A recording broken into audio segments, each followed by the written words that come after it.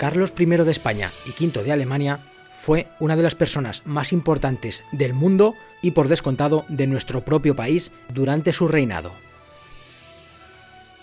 Eligió Extremadura para su retiro, más concretamente el monasterio de Yuste, situado en el pueblo que le da nombre.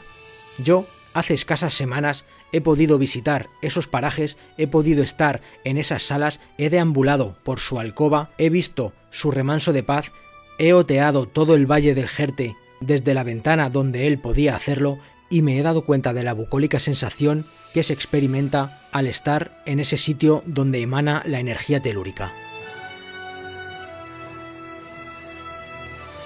Carlos V no estuvo demasiado tiempo en ese lugar, ya que la muerte se lo llevó de una manera temprana, pero siempre ha habido un halo de misterio que envolvía sus últimos momentos. ¿Queréis saber lo que aconteció en ese monasterio de Yuste por donde yo estuve deambulando? ¿Y cuáles son las leyendas que se cuentan y se han ido extrapolando generación tras generación? Pues una cabecera muy rápida y comenzamos a hablar de los misterios sobre la muerte de Carlos V.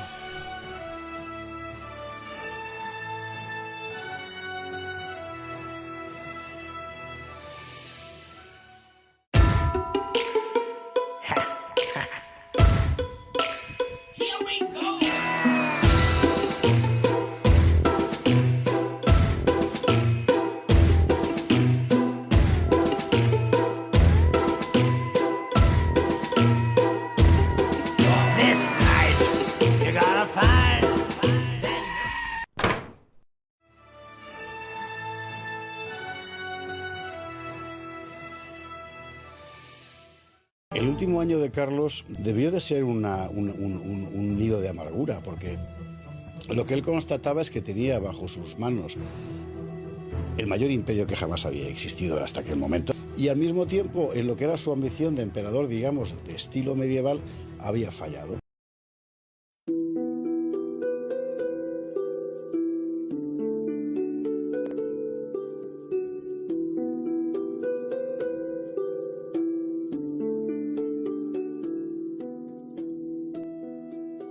A finales de agosto de 1558, el hombre más poderoso del mundo en ese momento contrajo las fiebres palúdicas, un mal endémico en la Vera, en la comarca de la Vera.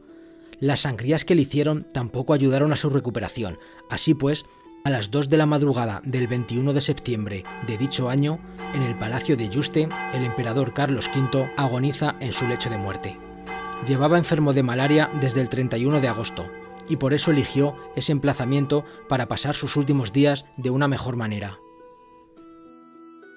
En la mano derecha sostiene un crucifijo que perteneció a su mujer, la emperatriz Isabel.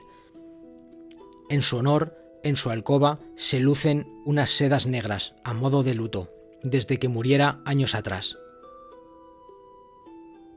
Es una estancia austera, claustrofóbica. Es un lugar triste, lóbrego, oscuro, un sitio propicio para morir.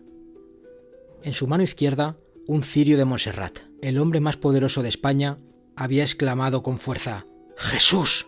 y expiró rodeado de sus sirvientes más allegados.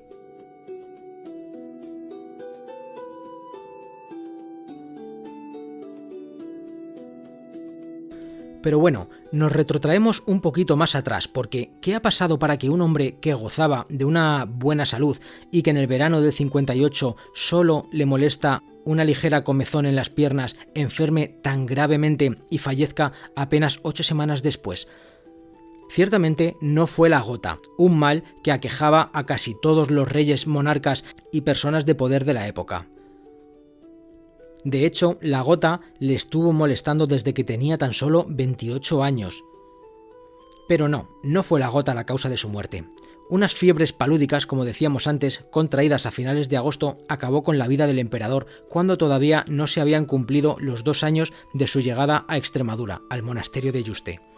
El paludismo o la malaria, que de ambos modos se conoce, era entonces un mal endémico que en algunas zonas de España, entre ellas la Vera, se daba con alta frecuencia. El calor, combinado con la humedad, es el caldo de cultivo idóneo para que prospere el mosquito que transmite esta enfermedad, la malaria. Y fue en ese fatídico verano, el del 1558, demasiado cálido y húmedo en Yuste, donde el rey lo contrajo. La salud del emperador era frágil y la enfermedad de la gota le atormentaba tanto que hubo que hacerle una silla articulada. Pronto, los médicos se dieron cuenta de que la enfermedad del emperador no tenía remedio. Las fiebres eran tan fuertes y la debilidad, agravada por las purgas y las sangrías tan acusadas, que Carlos V perdía el sentido durante largas horas.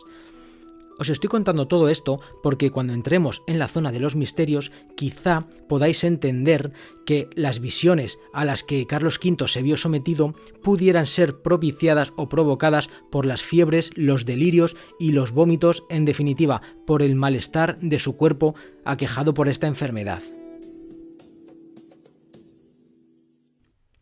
El 21 de septiembre, a las 2 de la madrugada, el emperador expira por última vez, tras decir ese Jesús. Por la tarde, lavan y perfuman el cuerpo y lo introducen en un ataúd de plomo y en otro de nogal.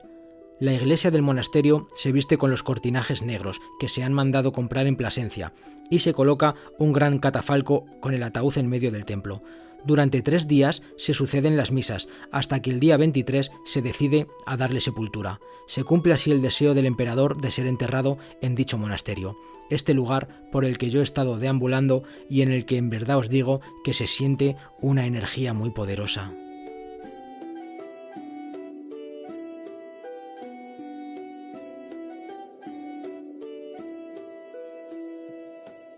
Carlos V siempre fue un buen cristiano, y por eso mandó construir su alcoba aquí, donde os muestro en imágenes, justo con una dirección predeterminada para, en caso de no poder asistir a misa, tener visión predilecta desde su cama hacia el altar donde el cura oficiaba los actos.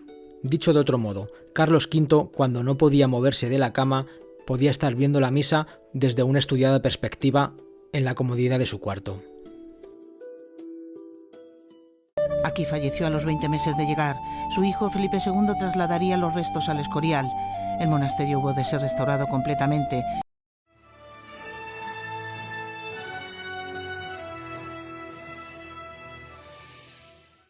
Si todo fuera historia, no estaríais viendo el canal de Johnny Vele. Aquí lo que nos interesa es el terror y el misterio. Así que, ¿qué leyendas se recogen en los últimos días de Carlos V intramuros? Bien, pues la aparición del primer espectro la recogen el beato Delfín Hernández, caballero de la Orden de Yuste, y el escritor Luis Martínez, quienes afirman que unos días antes de contagiarse y mientras estaba rezando en su habitación, al emperador se le apareció un misterioso espectro embozado. Esto es muy interesante, ya que ellos dicen que la aparición surgió unos días antes de contagiarse, así que la teoría de que tuvo visiones por la fiebre quedaría en entredicho. Carlos, sorprendido por aquel espectro embozado, como decimos, le preguntó su nombre, a lo que el fantasma le respondió no con palabras, sino quitándose la capa. Lo que vio el emperador debió de dejarlo atónito, porque el fantasma era él mismo, o al menos su doble. Finalmente, aquel otro Carlos V le previno y le dijo que se fuera preparando para su muerte. Ese fantasma no tendría ni que haber hablado, porque Carlos V de Alemania sabía perfectamente lo que era un doppelganger, un doble fantasmagórico de una persona viva que se considera un augurio de muerte en la cultura germánica. Podéis imaginaros el terror que debió sentir el rey cuando se vio a sí mismo embotado. Este papel del emisario de la muerte que constituye el doppelganger en la mitología norteeuropea lo encarna en la mitología celta el Banshee, la mujer de los túmulos, una dama espectral y gritona que se aparecía a las familias nobles irlandesas para avisarlas de una muerte próxima. Una vez pasado este fatídico encuentro, Carlos V dispuso a que le organizasen los famosos funerales en vida, unas macabras exequias que quedaron asimiladas a otras leyendas que surgieron alrededor de su muerte.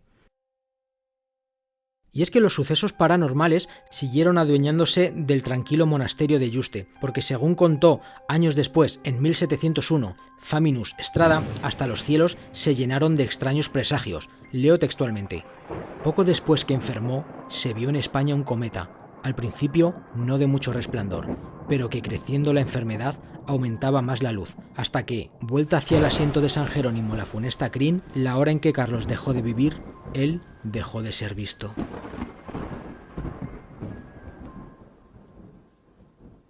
También cuenta la leyenda que surgieron decenas de sucesos extraños, que los animales se comportaban de una manera que nunca antes lo habían hecho, y por todo el Valle de la Vera Había un rumor que decían que la vida del monarca estaba a punto de extinguirse. Y aún hay más, porque los sucesos extraños y paranormales no cesaron con la muerte del emperador. Una semana más tarde, concretamente la del 20 de septiembre de 1558, nos cuenta el prior de Yuste, Fray Martín Angulo, cómo al disponerse a acostarse escuchó en el claustro el ladrido de un perro. Salió de su celda con el fin de sacarlo al exterior y se extrañó demasiado al ver unos cuantos frailes recostados en el antepecho de la galería, mirando al cielo. «Ese perro nos va a dar una mala noche, como no lo echemos fuera del monasterio», dijo el fraile. «No es un perro el que le ladra. No es un perro el que ladra, padre», le contestaron los frailes, «sino aquel pájaro que está encima del tejado de la iglesia, y ha ladrado ya 5 veces».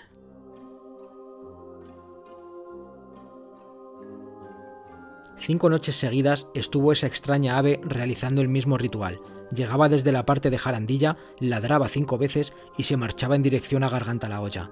Y siempre se posaba sobre la sepultura del emperador, bajo el altar de la iglesia del monasterio, donde quiso reposar para que todos los sacerdotes, mientras celebraban la misa, pudiesen pisar su cabeza y su corazón. Dicen las malas lenguas que este extraño animal pudiera ser el pájaro de la muerte, conocido en numerosas zonas de Extremadura y al que se relaciona con los fallecimientos tempranos. En algunos pueblos se le relaciona con el cuervo, un ave que en ocasiones puede imitar sonidos como el del ladrido de un perro. También se dice que estos animales son psicopompos, es decir, que según la mitología son los encargados de trasladar el alma de los difuntos hacia el otro lado. Sea como fuere, el cuerpo de Carlos V duró muy poco en el monasterio de Yuste, ya que, a no mucho tardar, se le trasladó a la cripta real del monasterio del Escorial, donde descansa hoy en día y se le puede ir a visitar. Está momificado y sin meñique. Pero aunque la momia ha podido contemplarse en algunas ocasiones, en ciertos lugares de Alemania, según recoge el folclorista y etnógrafo Van Gennep, aún se cree que Carlos V, al igual que ocurre con Federico Barbarroja, no ha muerto, sino que vive en el interior de la legendaria y misteriosa montaña de Untersberg, cerca de Salzburgo.